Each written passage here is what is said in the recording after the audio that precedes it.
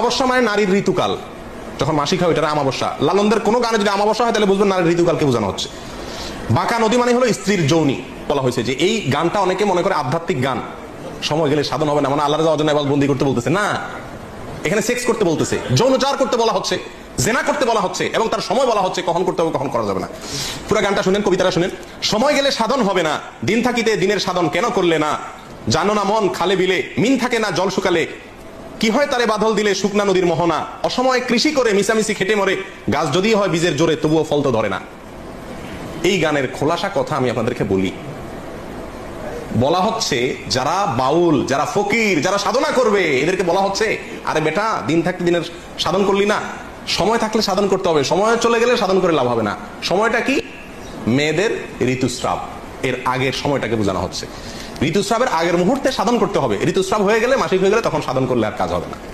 এই হলো খোলাসা কথা। আর এর চেয়ে বেশি আমি আপনাকে ব্যাখ্যা করে বলতে পারছি না। বলা হয়েছে যে এই গানটা অনেকে মনে করে আধ্যাত্মিক গান, সময় গেলে সাধন হবে না, মানে আল্লাহ রাজা অজন্য বন্দি করতে বলতেছে না, এখানে সেক্স করতে বলতেছে, যৌনচার করতে বলা হচ্ছে, জেনা করতে বলা হচ্ছে, এবং তার সময় বলা হচ্ছে কখন করতে হবে কখন করা যাবে না। এদের হাজার হাজার যে গানগুলো আছে, এই গানগুলো সম্পর্কে আগেও আপনাদেরকে কিছুটা ধারণা দিয়েছি, এখনো বলছি যে এই গানগুলোর সবগুলাই হলো যৌনতা নির্ভর, এবং যৌনতার বিভিন্ন কৌশল, কলা কৌশল, বিভিন্ন পদ্ধতি, সময়, ক্ষণ ইত্যাদি, এগুলো সব সমস্ত গানে বাতানো আছে। যে বাউলদের গান বুঝতে হলে তাদের পরিভাষা বুঝতে হবে, তারা বলবে একটা, উদ্দেশ্য আরেকটা, সাধারণ মানুষ সবকিছু বুঝে না। যেমন আমাবস্যা মানে নারীর ঋতুকাল, যখন মাসিক হয় ওইটা আমাবস্যা। লালনদের কোনো গানে যদি আমাবস্যা হয় তাহলে বুঝবেন নারীর ঋতুকালকে বোঝানো হচ্ছে। বাঁকা নদী মানে হলো স্ত্রীর যৌনি। কুমারী মানে কাম, লতা মানে সন্তান, চন্দ্র সাধন মানে হলো মলমূত্র পান। নমস্কার, বিশ্বের মানবতাবাদী সকল সনাতনীদের জানাই আমার শ্রদ্ধা, ভক্তি এবং প্রণাম।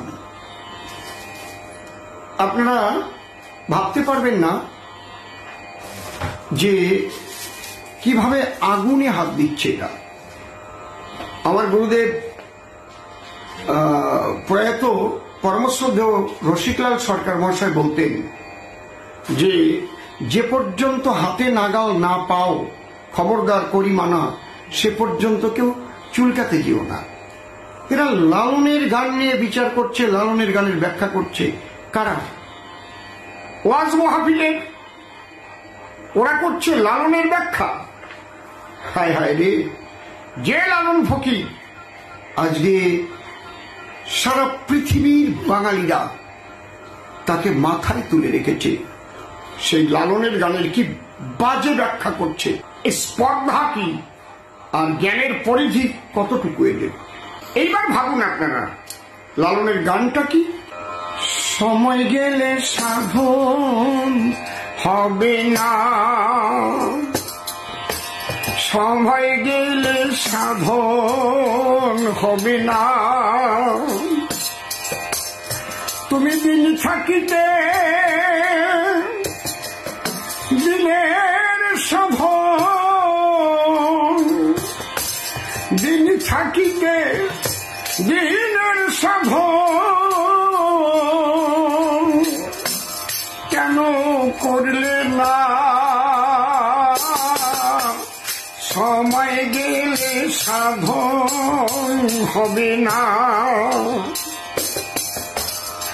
জানো না মন খালে বিলে মিন থাকে না জল শুকালে, ওরে কি হবে আর বাঁধন দিলে, কি হবে আর বাঁধন দিলে, ও যে শুকনো মোহনা, সময় গেলে সাধন হবে না। এ হচ্ছে গানটা। আপনারা ভেবে দেখুন, এই গানের ব্যাখ্যা করছে জাগতিক জগতের নারী পুরুষের মিলন নিয়ে। এখানে বলা হয়েছে যে তোমার সাধন ভজনের সময় হচ্ছে যৌবনকাল। এই যৌবন চলে গেলে কিন্তু তুমি আর সাধন ভজন করার সময় পাবে না। উদাহরণ দিয়েছে। কি উদাহরণ? জানো না মন খালে বিলে মিন থাকে না জল শুকাবে, তোমার যৌবন শুকিয়ে গেলে তখন দাঁত পড়ে যাবে, মাজায় ব্যথা হবে, গিটে গিটে ব্যথা হবে, তোমার মনের প্রশস্তি থাকবে না, দেহের সমস্ত যন্ত্রাংশে তার যে শক্তিগুলো ক্ষয় হয়ে যাবে। তুমি পারবে কি তখন ঠিক মতো নামাজ করতে? তুমি পারবে কি তখন রোজা রাখতে? পারবে না। দিন থাকিতে দিনের সাধন, দিনকে, দিন হচ্ছে সে আল্লাহ মালিক সাই, সেই দিনের সাধন তুমি কেন করলে না? কত ভালো কথা, কত ভালো কথা। আর সেই কথাকে কোথায় নিয়ে ঠেলে দিয়েছে? ওটা একটা সাবজেক্টটাই আলাদা। নারী পুরুষের পিতৃধন রক্ষা করে মিলন হবার যে পদ্ধতি, সেই সাবজেক্টটাই আলাদা। সে তত্ত্ব লালনের গানে আছে, কিন্তু এই গান নিয়ে ওই বিচার করা যাবে না।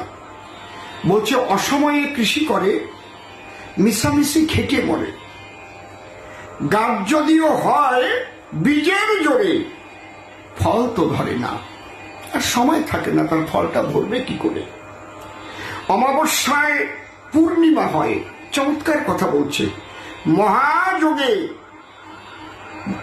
মহাযোগসে দিনের উদয়, অমাবস্যায় পূর্ণিমা হয়, মহাযোগসে দিনে উদয়।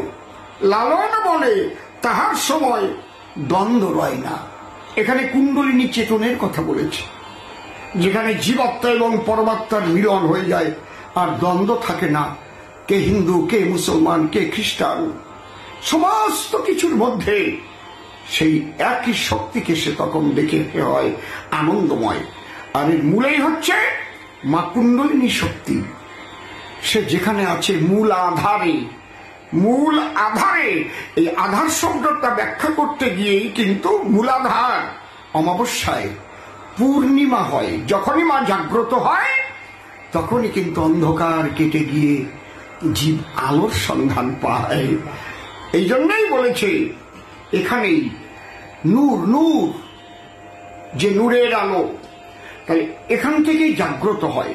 সাধন ভজনের তত্ত্ব আলাদা কিছু নয়, কিন্তু এসব সাধনা মুসলিম ভাইরা জানে কিনা আমি জানি না।